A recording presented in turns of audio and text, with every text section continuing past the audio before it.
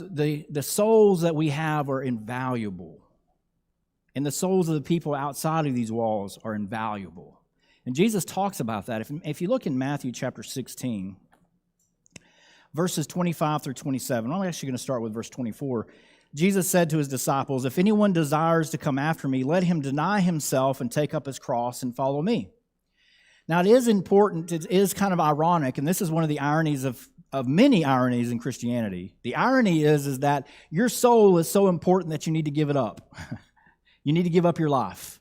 You need to give up worrying about yourself. He says here, take up, if anyone desires to come after me, if you want to be saved, you come after Jesus. Let him deny himself and take up his cross and follow me. For whoever desires to save his life will lose it.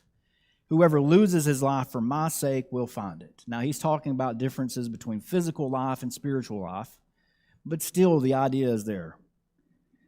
What profit is it to a man if he gains the whole world and loses his own soul? That question there shows the value of a soul.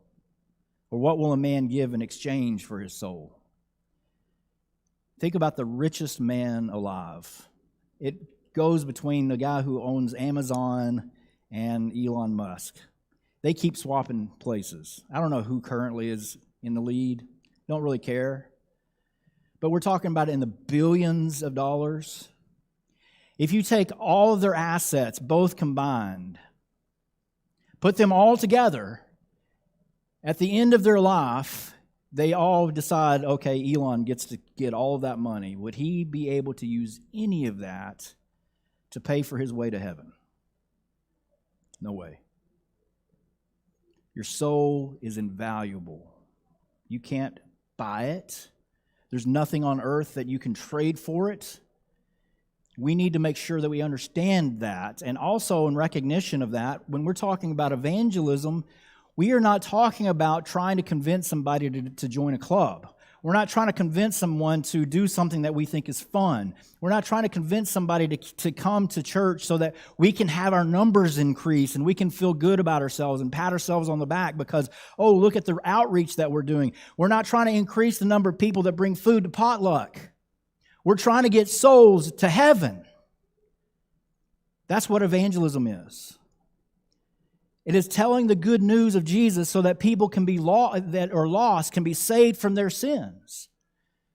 And we need to recognize the value of a soul before we will ever do anything to help anyone. We need to recognize the value of what we're doing before we'll ever help anyone.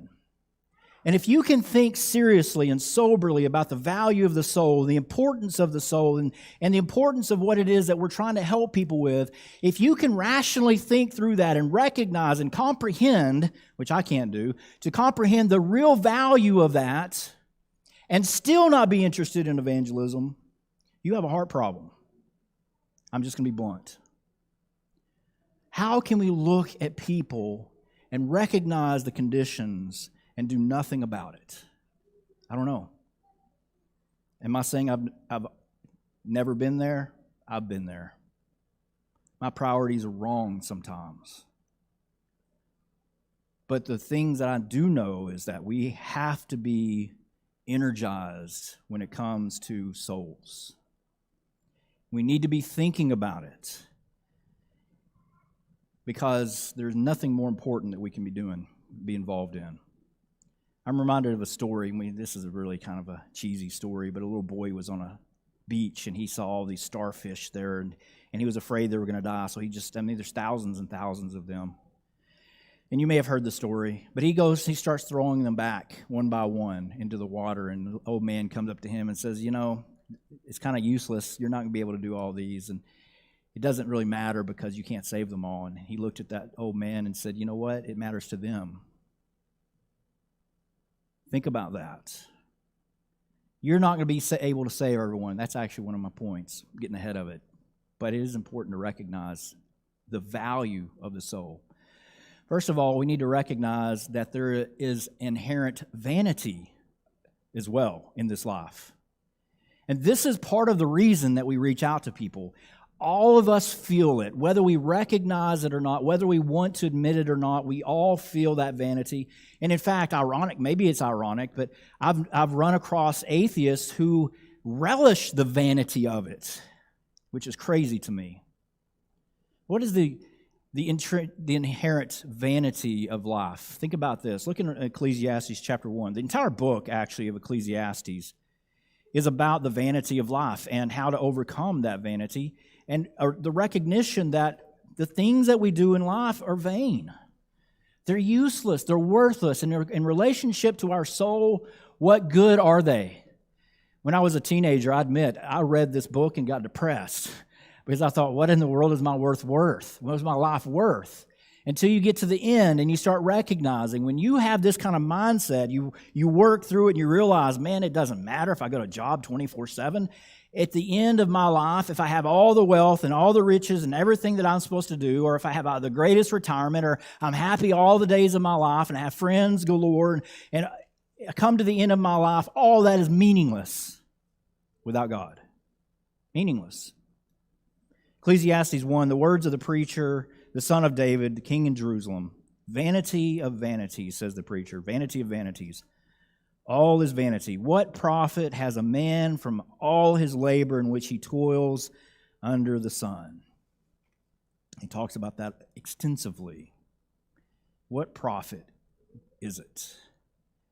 A slave, a labor, a work. I've been in those work positions where they give you a raise by making you salaried. All that means is you get to work more for less money. And I would work in the 17, 18, 19, 20-hour days as manager of a Radio Shack store. I had those times where they would come in and inspect, and I would spend 3 days trying to get ready for everything before they would come in. And when they came in to inspect, they took out the white glove, and they always found something to gripe at me about. What did I even try for? And I've known people who have worked that way for 40 years, get to the end of their life and look around and go, what did I do all that for? I've got a family that doesn't even know who I am.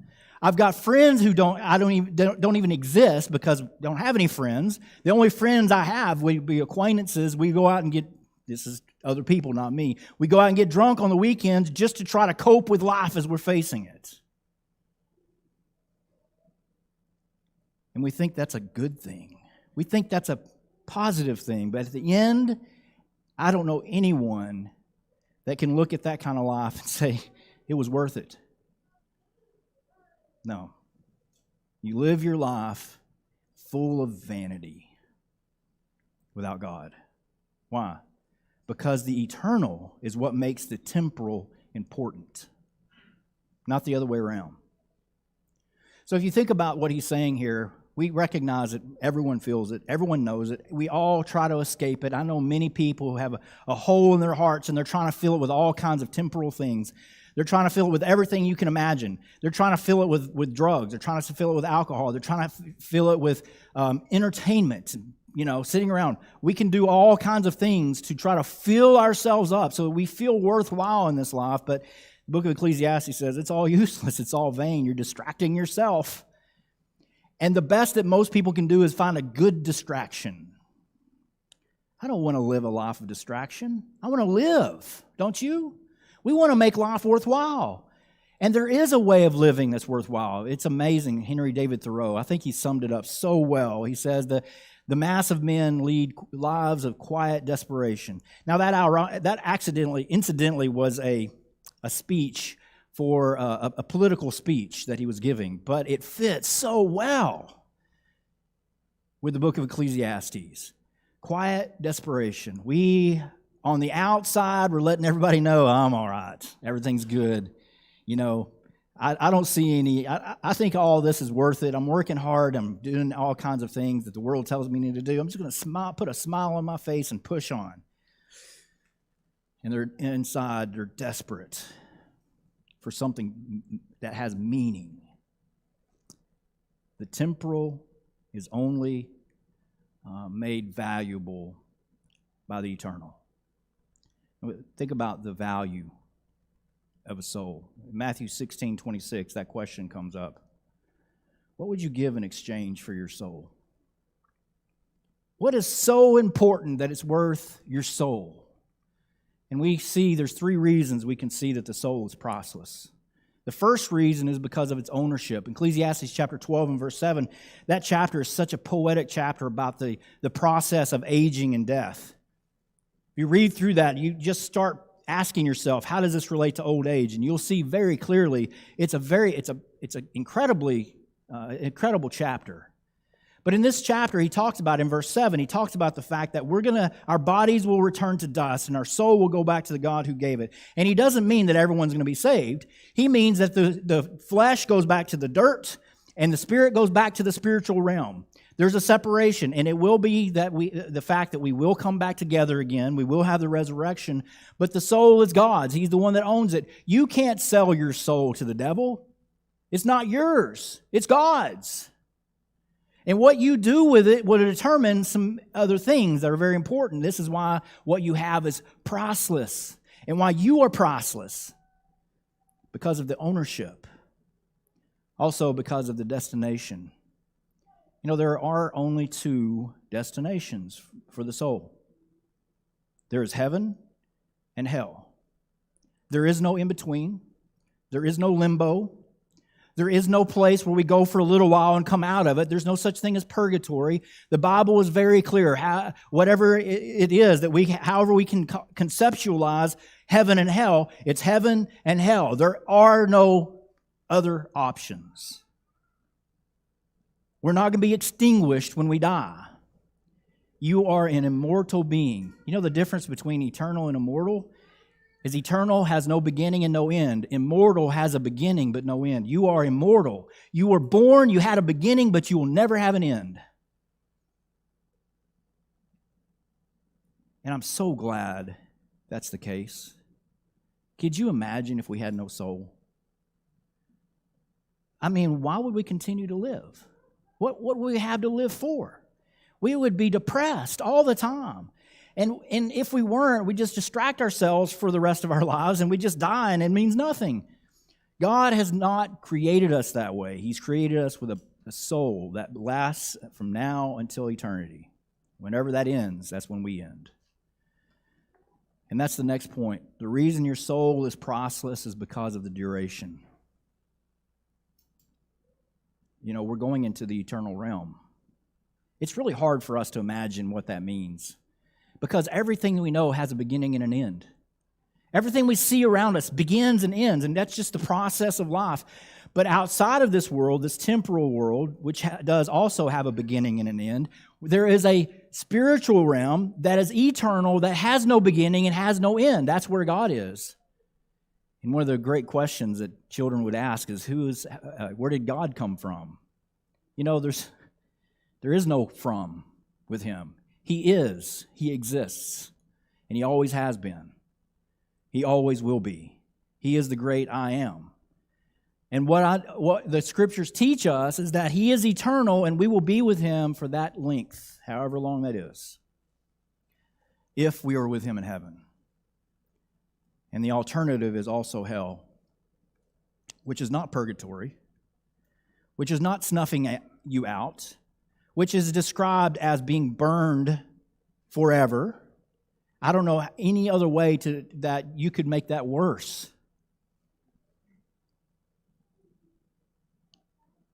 That means your soul is valuable. And incidentally, so are your friends. So are your neighbors. And when you see someone driving down the road with you, the one that cuts you off in traffic, that person will spend eternity somewhere. We see cooks when we go to the restaurant. Well, don't usually see cooks. We see waiters, don't we? We see clerks at the stores. We see drivers. We see moms. We see dads. But as a Christian who understands reality, we need to see them as souls who have a destination. That makes them incredibly valuable. You know, how many souls will be in hell? Have you ever thought about that? It's really a gruesome thought. If you add up all the people, supposedly now there's 8 billion people on this planet. Man, I can't compute that. I can barely see 1 million, right? But 8 billion people on this planet. And if you add up all the people who have ever lived, it would probably, I'm going to guess, 15 billion, maybe 20 billion people who have lived on this planet. And then we look at Jesus when he says, broad is the way to destruction, but narrow is the gate. Difficult is the way that leads to salvation. There will be few who find it. However you calculate what that is. If you take 15 billion people and you say, how many people are going to be lost? And Jesus says, few will find salvation. I can't see it any other way than to say there will be billions of people who are lost, who didn't have to be.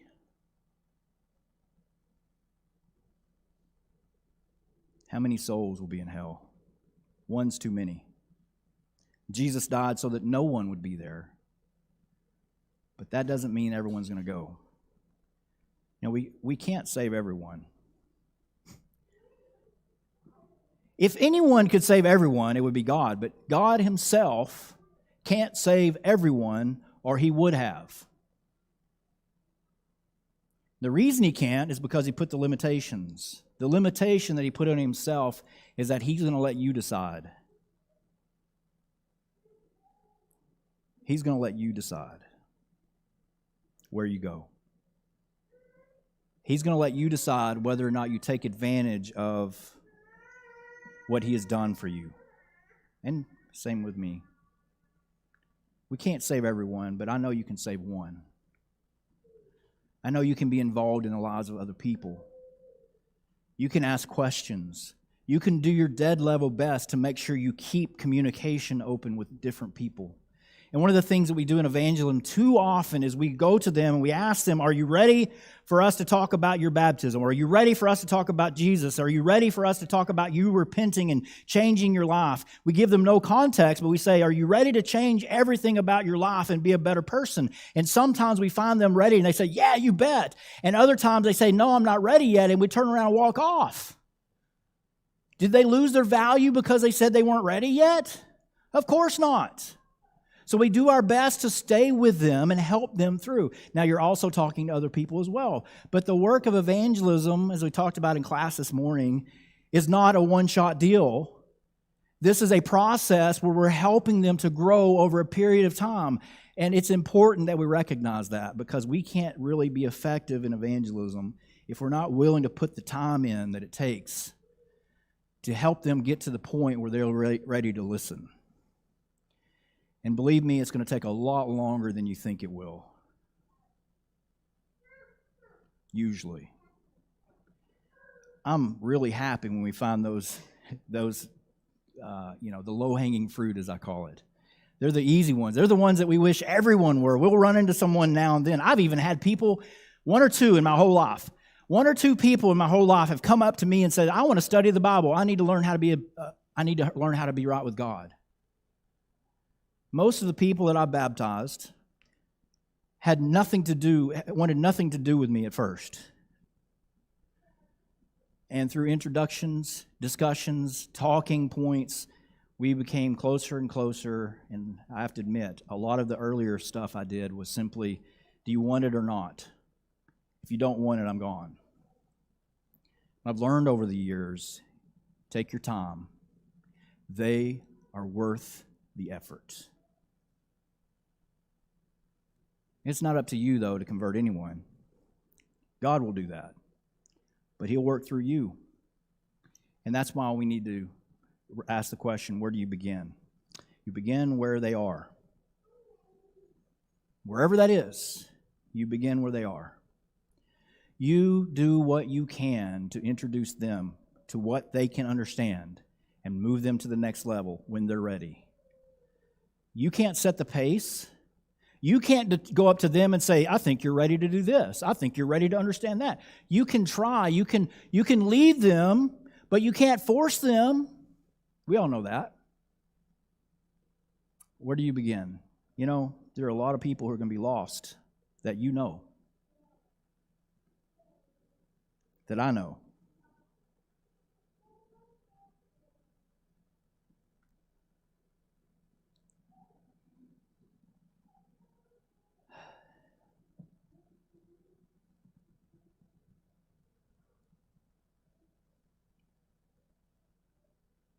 How can we not try? How can we sit and watch?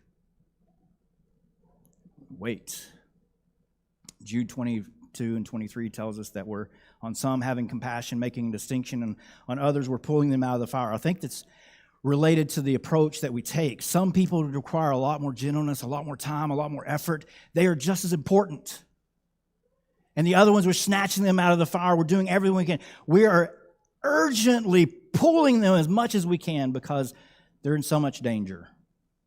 Both of them are in danger. But our approach has to change based on the person.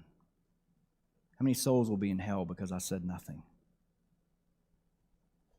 There used to be a song. I don't think it's in our book.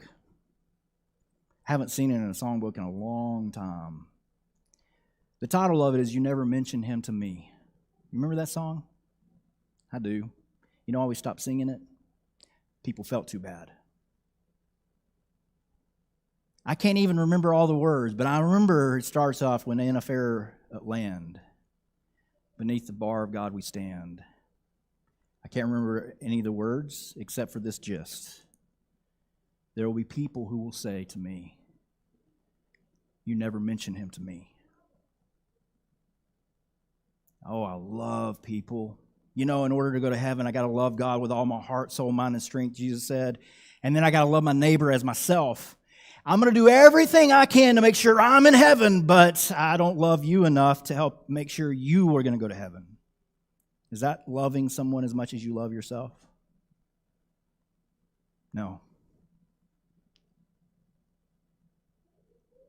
I'm probably the most introverted person you've ever met. I'm not kidding when I say that. I was probably the most backwards person you've ever seen. I didn't have friends growing up. I had a brother, a twin brother. He made all the friends, and I hung out with him. And we had a lot of fun together. I did talk to people now and then, but I was so backwards.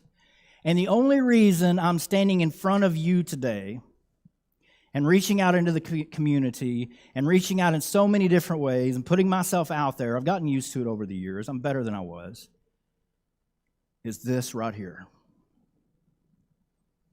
How can we sit back? If we believe the Bible, how can we sit back and watch while people march to hell and we say nothing? I'm not worried about whether you can convert someone. You can't. They have to be ready. They have to be willing. They have to do a lot of changing and adapting. But I promise you, there is no plan B. The plan is, Jesus said, go into all the world and make disciples of all the nations. That's the plan. That's what he set into motion. He didn't say, oh, and if you don't accomplish this, I've got other means of doing it. He never said that. There is no plan B. How many times have you heard someone come to the church and say, an angel came and told me to be baptized for the remission of our sins? I promise you it's not happened one time. It's not happened one time. It didn't even happen in the book of Acts. Look at what the angels did. They told them to go and do things. They told them to go and contact people. They never told them how to be saved. Jesus himself confronted Saul on the road to Damascus, and he said to him, Lord, what should I do to be saved? What do you want me to do? And he said, you go to Damascus and somebody will tell you what to do. Why didn't he tell him right then? Because plan A, the plan, is that you and I tell them what they need to know. That's number one. Number two, of all the religions that you know of in this community, and I'm going to call some out, of all the religions you know in this community, do you know one that will teach them the plan of salvation the way the Bible teaches it, besides us? I can't tell you one. I can't tell you one.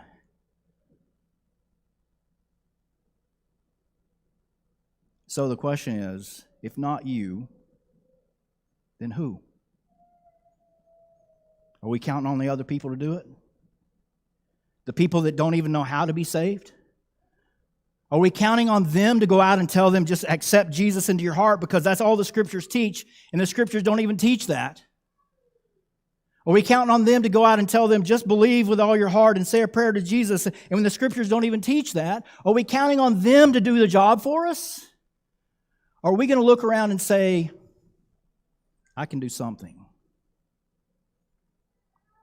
I'm not running any churches down. That's not my point. But if you're a Christian and you believe the Bible, which you should if you're a Christian, and you look around and you see people headed to hell, are you just going to sit back and let everyone else tell them what they need to do when they're not even telling the truth? And we need to face reality because that's exactly what's going on. Because I said nothing. I don't want to be in a place in my relationship with God where He's asking me about so-and-so and why I never said anything. I don't want to be there. I don't know if it's going to be that way. But I do know if you have a heart of compassion and you care at all about someone else, but you don't care enough about their soul to ask a question or to introduce an idea or to send a text message that starts a conversation, you need to ask yourself if you've actually been converted, because that's not God's heart. I said nothing. So the value of a soul. What's the value to you for other people? What is their value to you? Could you put a price tag on it? And we know theoretically, no way. But sometimes we put limitations on it. I love you enough, but I'm not going to really spend more than an hour in trying to help you. I love you to death, and I want to see you go to heaven, but oh, man, I can't really afford to cook a supper for you and invite you over. Are they valuable? What about your own soul? Is it important enough to you to recognize that you have an obligation, a duty, a great joy of responsibility to reach someone around you and say something? We're not all going to be able to do the same things in the same ways. I promise you, though, you can do something. And our class was talking about that. We went from the bare minimums that almost any person alive can do if you can actually function to the most complex. And I promise you, you fit in there somewhere. And if you fit somewhere, the next question is logically, do you want to fit? Think about that. If God says the two greatest commandments are to love God and to love others, how much does evangelism play into that?